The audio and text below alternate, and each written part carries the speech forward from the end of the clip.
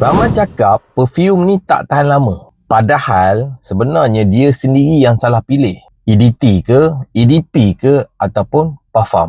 Kenapa orang masih lagi keliru pasal ketahanan perfume ni?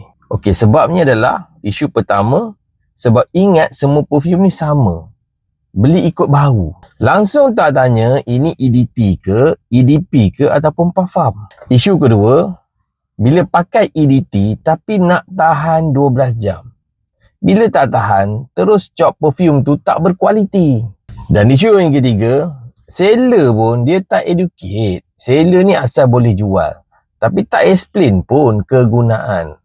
So bila customer kecewa, seller tu akan rugi daripada sudut trust, keyakinan dan kepercayaan. Okey, bagi saya ringkaskan. Apa itu EDT? UD toilet. Perfume EDT ni dia ringan, segar. Sesuai untuk siang hari, untuk orang yang bekerja dalam keadaan cuaca panas. Tapi ketahanan dia sederhana saja. Macam saya sendiri, saya jenis tak suka pakai yang pekat-pekat. Ni perfume saya kan. Saya sendiri pun, kalau inspired ni, kalau orang lain suka pakai parti 60%, 70%, 90%. Tapi saya sendiri hanya pakai 30% saja.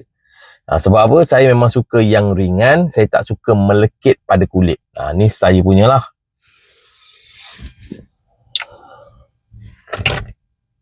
EDP ataupun UD parfum, dia lebih seimbang, sesuai kerja sampai malam. Ni orang yang nak pakai spray, orang katakan siang hari sampai malam pun dia nak ada lagi ketahanan bau tu. Yang ni yang sesuai. Dan inilah yang paling ramai patut orang pilih. Parfum. Yang ni paling pekat dan paling tahan lama.